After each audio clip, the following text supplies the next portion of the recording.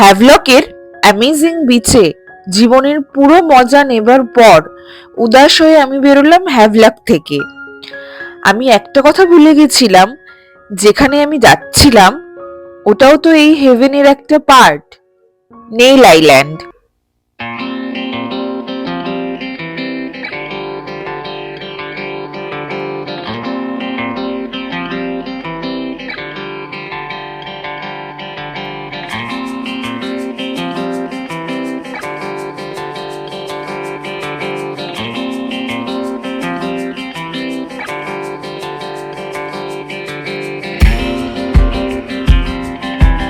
এটা nail island, amazing অ্যান্ডামান সিরিজের episode 5। Hello everyone, good morning, welcome back to my channel, welcome to a new blog. So finally Havelock ছাড়ার time এসে গেছে। আজকে 3 November. আজকে যাচ্ছি নেইল আইল্যান্ড। সকাল 7টা বাজে ব্রেকফাস্ট করতে এসে গেছি। ব্রেকফাস্টে আছে ব্রেড অমলেট। নেইল আইল্যান্ডের জন্য ফেরি নিতে হবে, সেই জন্য অনেকটা আগেই চলে এসেছিলাম, তাই মার্কেটগুলো কাছাকাছি ঘুরে দেখছিলাম। মর্নিংস অ্যান্ড ইভিনিংস এখানে অ্যামেজিং, এই সময় ভীষণ গরম। এখানে বিচে পরার জন্য সুন্দর সুন্দর top, pant, dress, T shirt অনেক কিছু ছিল। সুন্দর সুন্দর হ্যাটও ছিল, তোমরা হ্যাট কেউ না নিয়ে এলে এখান থেকে নিতে পারো। এই অপোজিট সাইডে ছিল ফ্রুটসের শপ। এখানে অনেক ঘর সাজানোর জিনিস, শোপিস, গিফট আইটেম ছিল। তোমরা চাইলে গিফট আইটেম হিসেবেও এখান থেকে অনেক কিছু নিয়ে যেতে পারো। এখানেও অনেক হ্যাটের কালেকশন ছিল। এখন সকাল 8টা বাজে, সকাল 10:30টায় ক্রুজ আছে আমাদের, Havelock Island to Neil Island. কোথা থেকে বেরোলে তবেই তো কোথাও পৌঁছাতে পারবো। So let's go to Neil Island. Welcome to Neil blog. So ferry নিতে জেটিতে এসে গেছি।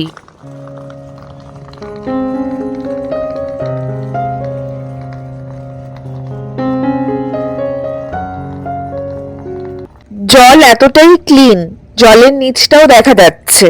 ফেরি এখনো আসেনি দেখে এখানে আমি কয়েকটা সিনেম্যাটিক শটস নিয়ে নিয়েছি।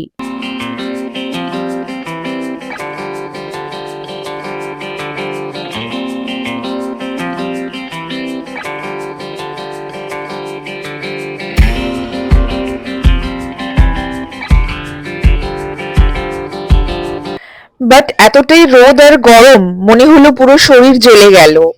বাট কিছু করার নেই, আমি এত সুন্দর জায়গায় এসেছি, আমাকে ফটো অ্যান্ড ভিডিও তো নিতেই হবে। আমাদের ক্রুজ এসে গেছে, এবার ক্রুজে উঠবো।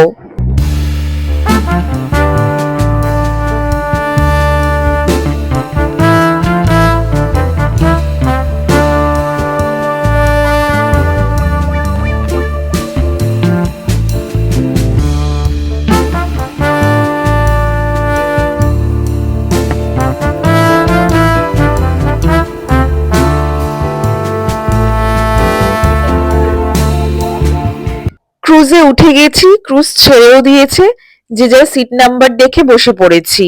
ক্রুজের ভেতরটা এরকম ছিল, ক্রুজে টিভি চলছিল, ওখানে গান চলছিল খুব জোরে, তাই অডিওটা মিউট রাখতে হয়েছে কপিরাইটের জন্য।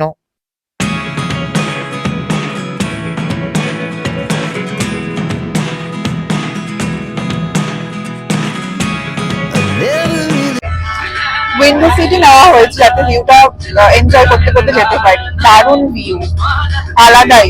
রোদ পড়েছে, চিকচিক করছে জলটা, আর একদম ক্রিস্টাল ক্লিয়ার ওয়াটার। জাহাজে টিভিতে গান চলছে, এনজয় করতে করতে যাচ্ছি।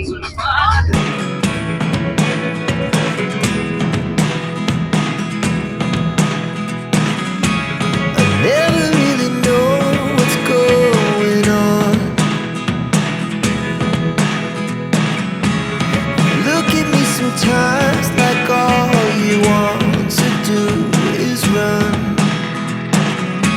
Hear me out. নেমে গেছি ক্রুজ থেকে। নীল আইল্যান্ড আসতে 1.5 ঘন্টা মতো সময় লাগে। নেইল আইল্যান্ডে কিন্তু সমুদ্রের কালার খুবই নীল। নেইল আইল্যান্ডটা খুবই নিরিবিলি এবং খুবই সুন্দর। যারা কাপল আসবে তাদের খুবই ভালো লাগবে সময় কাটানোর জন্য।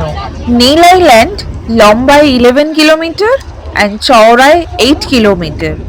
পপুলেশন 5000 অ্যান্ড 98% বেঙ্গলি এখানে। জেটটি থেকে ওয়াকিং ডিস্টেন্সেই রিসর্ট ছিল, রিসর্টে চলে এসেছি এখন। দেখতেই পাচ্ছ রিসর্টটা চারিদিকে গাছপালা দিয়ে ঘেরা, খুবই সুন্দর, একদম গ্রিন। নীল আইল্যান্ড একদম পিসফুল আইল্যান্ড। নীল আইল্যান্ড হ্যাভলকের থেকেও বেশি শান্ত।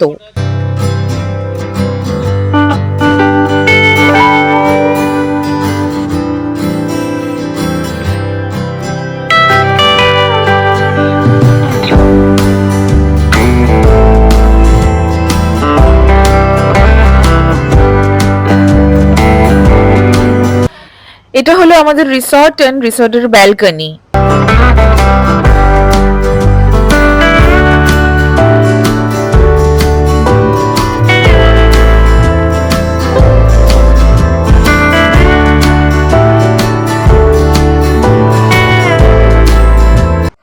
নীল আইল্যান্ডের রিসর্টে এলাম এখন, যে রিসর্টে আমরা আজকে থাকবো। একটা দিনই থাকবো, কালকে আমরা বেরিয়ে যাব এখান থেকে পোর্ট ব্লেয়ার। এখানে যেহেতু সব আইল্যান্ড, সেই জন্য এক আইল্যান্ড থেকে অন্য আইল্যান্ডে সব ক্রুজেই যেতে হয়। নীল আইল্যান্ডের নামও চেঞ্জ করা হয়েছে, চেঞ্জ করে রাখা হয়েছে শহীদ আইল্যান্ড। এখানে জায়গাটা চারিদিকটা বাগান গাছপালায় ঘেরা, সেই জন্য একটা শান্ত নিরিবিলি পরিবেশ আছে, আর একটু ঠান্ডা ঠান্ডাও লাগছে যেহেতু এত গাছপালা। রিসর্টের বাইরেটা ছোট একটা ব্যালকনি আছে, যেটা তোমাদের দেখালাম। আমরা একটু পরে এখান থেকে বেরিয়ে যাব হচ্ছে, মানে সাইট সিনে যাব, ভরতপুর বিচ যাব। ওখানে অনেক ওয়াটার অ্যাক্টিভিটিস আছে। এত সুন্দর জায়গাটায় একটু সিনেম্যাটিক ভিডিও না করলে চলে? At 29 and I find myself wondering what did happen to the last 10. I ran away with my life, fast forward, never turn back again. It's kind of funny that the more we pass time, the more we need to set the rewind. And 19 was the year I had to leave you, but now I'm seeing all the signs. Is this really happening? I can't believe. Bharatpur beach আসলাম, এটা ভরতপুর বিচের water activities. দেখতেই পাচ্ছ এই বোর্ডে সমস্ত price লেখা আছে।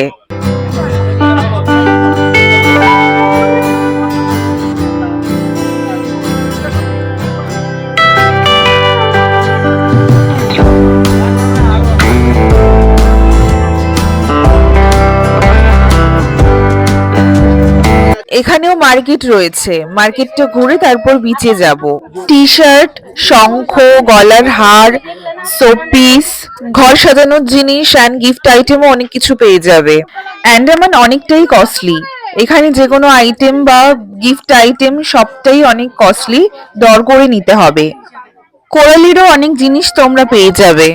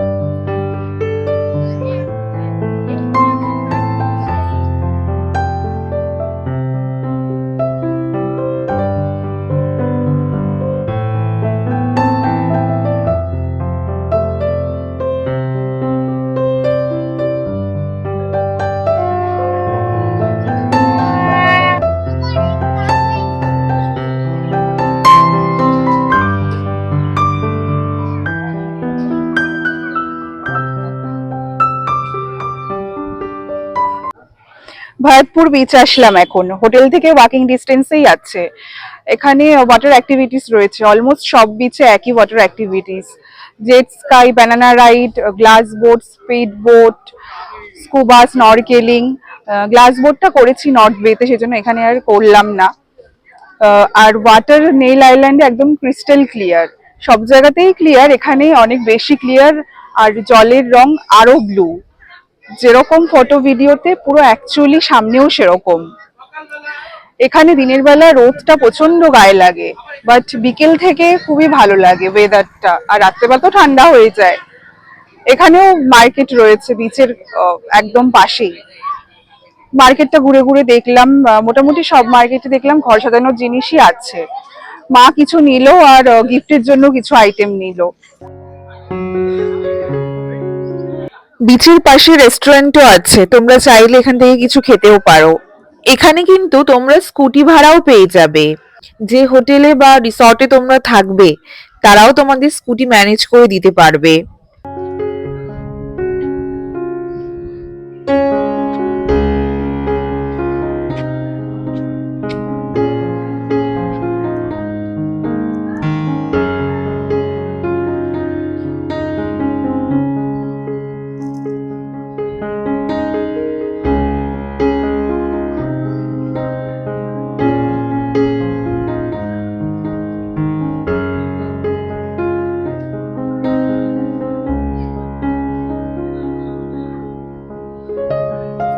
দেখতেই পাচ্ছ বিচে একদম সাদা বালি।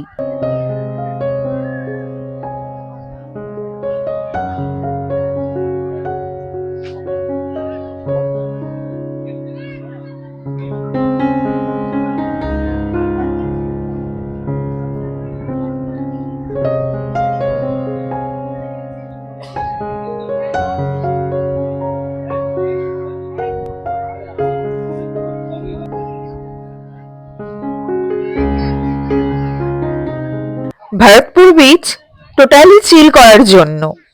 ওয়াটার স্পোর্টস অ্যাক্টিভিটিস না করলেও এখানে বসে থাকতে পারো, তোমরা ভিউ এনজয় করতে পারো।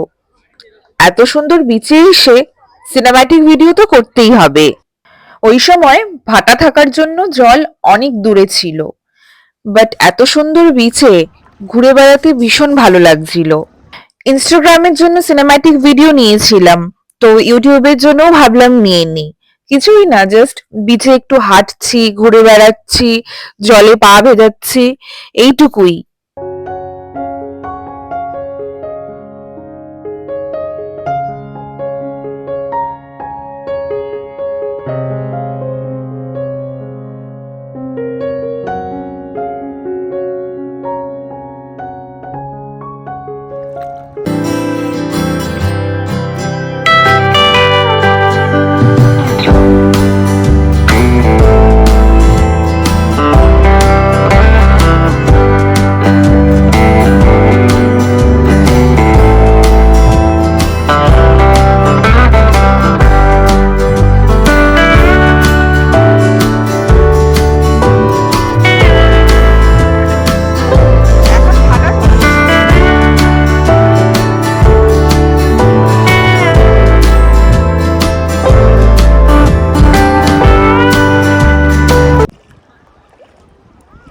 জল অনেকটা দূর চলে গেছে, ভাটা চলছে এখন, সেই জন্য অনেকে অনেক দূর অবধি গিয়ে বসে আছে। ফার্স্টে সমুদ্রের পাড়েই বসেছিলাম, পাড়ে বসে থাকতে খুব ভালো লাগছে, ঠান্ডা ঠান্ডা একটা হাওয়া দিচ্ছে সমুদ্রের। রোদ, প্রচণ্ড রোদ, তাকানো যাচ্ছে না, গা পুড়ে যাচ্ছে, বাট তবু একটা ঠান্ডা হাওয়া আছে। কিন্তু আমার জলে আসলে, মানে সমুদ্রের ধারে এলে জলে না নামলে ভালো লাগে না, মনে হয় কতক্ষণে নামবো, তাই হেঁটে যাচ্ছি জলের মধ্যে, খুব ভালো লাগছে। আর এত সুন্দর জল, এত ক্লিয়ার, পুরো মানে বালি দেখা যাচ্ছে, এখানে তো হোয়াইট স্যান্ড, পা দেখা যাচ্ছে। এরকম বিচে আগে কখনো যাইনি, এই জন্য আরও ভালো লাগছে। ভরতপুর বিচ থেকে এখন বেরিয়ে যাচ্ছি, এখন যাচ্ছি হচ্ছে সানসেট পয়েন্ট আর লক্ষ্মণপুর বিচ দেখতে। এখন যাচ্ছি লক্ষ্মণপুর বিচে, হাঁটতে হাঁটতে চলেই এসেছি অনেকটা। দুপাশে গাছটা খুবই সুন্দর লাগছে, দুপাশে বড় বড় গাছ, মাঝখানে রাস্তা, ফরেস্ট টাইপের জায়গাটা, খুব ভালো লাগছে। সানসেট পয়েন্টে যাচ্ছি এখন। লক্ষ্মণপুর বিচ যাচ্ছি, এটা নীল আইল্যান্ডের সানসেট পয়েন্ট। দেখতেই পাচ্ছ এই জায়গাটা প্রচুর দোকান বসেছে, অনেকটা মেলার মতো লাগছে দেখতে।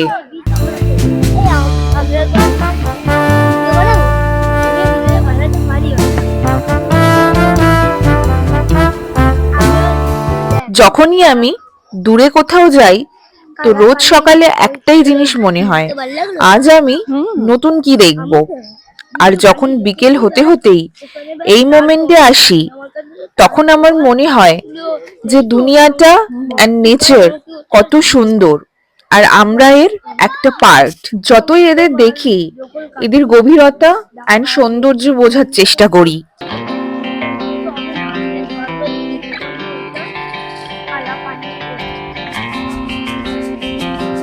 এখানে অনেক ক্রাউড, ক্রাউড তো হবেই, এটা একটা সুন্দর জায়গা। সানসেট তো অনেক হবে, কিন্তু এই সন্ধেটা আর পাবো না। এটা ভেবেই সানের সাথে আমি আলবিদা করলাম এই সুন্দর নীল আইল্যান্ডকে।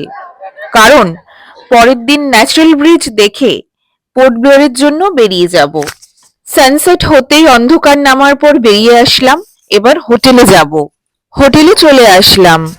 পুরো রিসর্টটা লাইট দিয়ে সাজানো ছিল, খুব সুন্দর লাগছিল দেখতে।